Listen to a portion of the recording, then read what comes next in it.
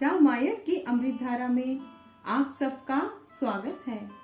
सभी सुनने वाले सज्जनों को जय सिया राम जी। लंका कांड भाग 3। सियापति रामचंद्र जी की जय, पवन सुत हनुमान जी की जय, उमापति महादेव जी की जय, जय जय सीताराम जी। रामायण के पिछले भाग में आपने वहां तक सुना था जब रावण की सभा में सारी सभा भयभीत हो गई। अब इसके आगे से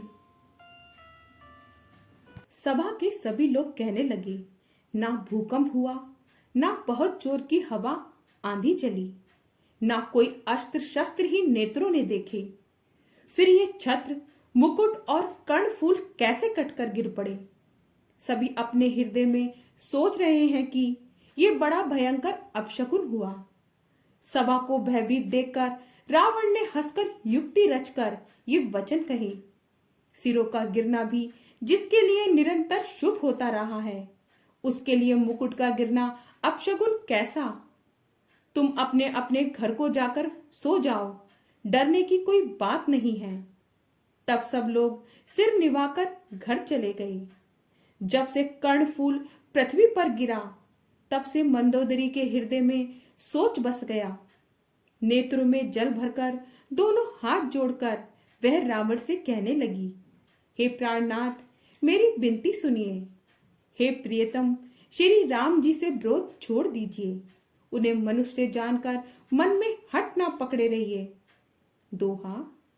विश्व रूप रघुवंश मणि, करहु वचन विश्वासु, लोक कल्पना वेद कर, अंग अंग प्रति जासु, सियापति रामचंद्र जी की जय। मेरे इन वचनों पर विश्वास कीजिए कि वे रघुकुल के शिरोमणि श्री रामचंद्र जी विश्व रूप हैं। ये सारा विश्व उन्हीं का रूप है। वेद जिनके अंग अंग में लोकों की कल्पना करते हैं, पाताल जिन विश्व रूप भगवान का चरण है, ब्रह्मलोक सिर है, अन्य बीच के सब लोकों का विश्राम जिनके अन्य अन्य भिन्न भिन्न अंगों पर है, भयंकर काल जिनका भ्रकुटी संचालन है, सूर्य नेत्र है, बादलों का समूह बाल है, अश्विनी कुमार जिनकी नासिका है, रात और दिन जिनके अपार निमेष पलक मारना और खोलना है, दसों दिशाएं कान हैं। वेद ऐसा कहते हैं, वायु श्वास है और वेद जिनकी अपनी वाणी है, लोभ जिनका अधर होठ है, यमराज भयानक दांत हैं, माया हंसी है, दिक्पाल भुजाएं हैं, अग्नि मुख है, वरुण जीव है, उत्पत्ति पालन और प्रलय जिनकी चेष्टा है, 18 प्रकार की असंख्य वनस्पतियां जिनकी रोमावली हैं। इस प्रकार प्रभु विस्मय हैं, अधिक कल्पना क्या की जाए। शिव जिनका अहंकार है, ब्रह्मा बुद्धि है, चंद्रमा मन है और महान विष्णु ही चित्त हैं। उन्हीं चराचर रूप भगवान श्री राम जी ने मनुष्य रूप में निवास किया है। मंदोदरी कहती है, हे प्राणनाथ सुनिए। ऐसा विचार कर प्रभु से बैर छोड़कर श्री रघुवीर के चरणों में प्रेम कीजिए, जिससे मेरा सुहाग ना जाए। पत्नी के वचन कानों से सुनकर रावण खूब हंसा और बोला, अहो, मोह अज्ञान की महिमा बड़ी ही बलवान है। स्त्री का स्वभाव सब सत्य ही कहते हैं कि उसके हृदय में 8 अवगुण सदा रहते हैं, साहस, झूठ, चंचलता, माया, छल, भय, अविवेक, मूर्खता, अपवित्रता, निर्दयता। तूने शत्रु का विराट रूप गाया और मुझे उसका बड़ा भारी भय सुनाया। रावण कहता है, हे प्रिय, वह सब चराचर विश्व तो स्वभाव से ही मेरे वश में है। तेरी कृपा से मुझे ये अब समझ पड़ा है। हे प्रिय, तेरी चतुराई में जान गया। तू इस प्रकार बहाने से मेरी प्रभुता का बखान कर रही है। तेरी बातें बड़ी गूढ़ रहस्य भरी हैं, समझने पर सुख देने वाली और सुनने से भय छुड़ाने वाली हैं। मंदोदरी ने मन में ऐसा निश्चय कर लिया कि पति को कालवश मति भ्रम हो गया है। दोहा, एहि विधि करद विनोद बहु प्रात प्रगट दस कंद सहज असंक लंकपति सभा गयो मद अंध सियापति रामचंद्र जी की जय। इस प्रकार बहुत से विनोद करते हुए रावण को सवेरा हो गया। तब स्वभाव से ही निडर और घमंड में अंधा लंकापति सभा में गया। यहाँ सुबेर पर्वत पर प्रातः काल श्री रघुनाथ जी जागे और उन्होंने सब मंत्रियों को बुलाकर सलाह पूछी कि शीघ्र बताइए अब क्या उपाय करना चाहिए। जामवान जी ने श्री राम जी के चरणों में सिर नवाकर कहा, हे सर्वज्ञ, सब कुछ जानने वाले, हे सबके हृदय में बसने वाले, अंतर्यामी, हे बुद्धि, बल, तेज, धर्म और गुणों की राशि, सुनिए, मैं अपनी बुद्धि के अनुसार सलाह देता हूं कि बाली कुमार अंगद को दूत बनाकर भेजा जाए। ये अच्छी सलाह सबके मन को जच गई।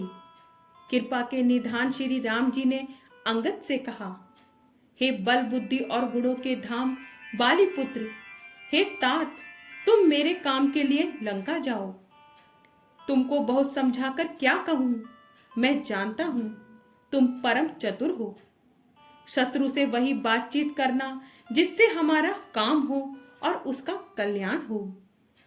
प्रभु की आज्ञा सिर चढ़ाकर और उनके चरणों की वंदना करके अंगद जी उठे और बोले, हे भगवान श्री राम जी, आप जिस पर कृपा करें वही गुणों का समुद्र हो जाता है।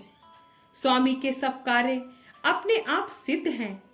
ये तो प्रभु ने मुझको आदर दिया है जो मुझे अपने कार्य पर भेज रहे हैं। ऐसा विचार कर युवराज अंगद का हृदय हर्षित और शरीर पुलकित हो गया। चरणों की वंदना करके और भगवान की प्रभुता हृदय में धरकर अंगद सबको सिर नवाकर चले।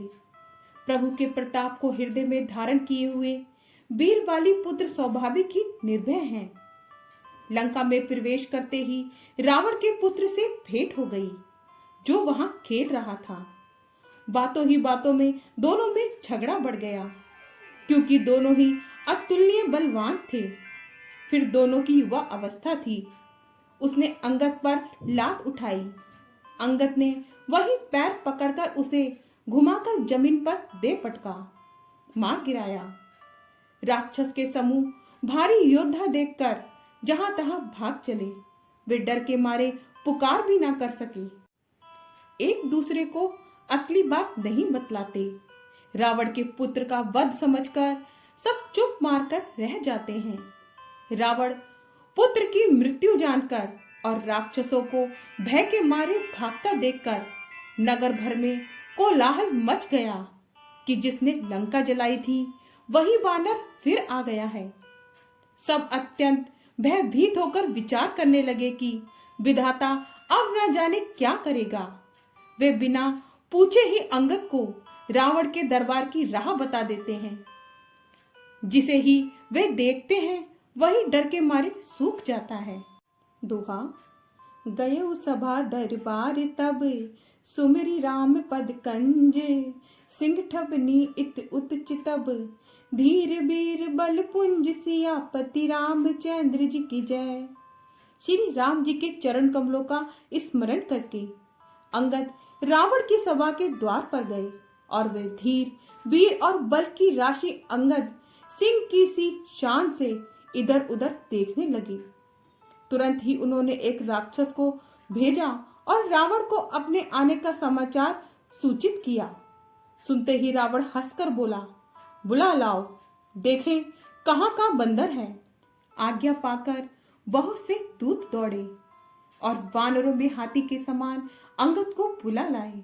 अंगद ने रावण को ऐसे बैठे हुए देखा जैसे कोई प्राण युक्त सजीव काजल का पहाड़ हो। भुजाएं वृक्षों के और सिर पर्वतों के शिखरों के समान है। रोमावली मानो बहुत सी लताएं हैं। मुंह, नाक, नेत्र और कान पर्वतों की कंदराओं और खोओं के बराबर हैं। अत्यंत बलवान बाके वीर बालीपुत्र अंगद सभा में गए। वे मन में जरा भी नहीं झिझके। अंगद को देखते ही सब सभासद उठ खड़े हुए। यह देखकर रावण के हृदय में बड़ा क्रोध हुआ। रावण ने कहा, अरे बंदर, तू कौन है? अंगद ने कहा, हे दशग्रीव, मैं श्री रघुनाथ जी का दूत हूं। मेरे पिता और तुम मित्र थे, इसलिए हे भाई, मैं तुम्हारी भलाई के लिए ही यहाँ आया हूं। तुम्हारा उत्तम कुल है, पुलस्त्य ऋषि के तुम पौत्र हो।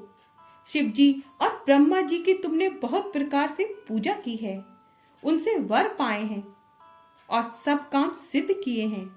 लोकपालों और सब राजाओं को तुमने जीत लिया है। राजमद से या मोहवश तुम जनक जननी सीता जी को हर लाए हो।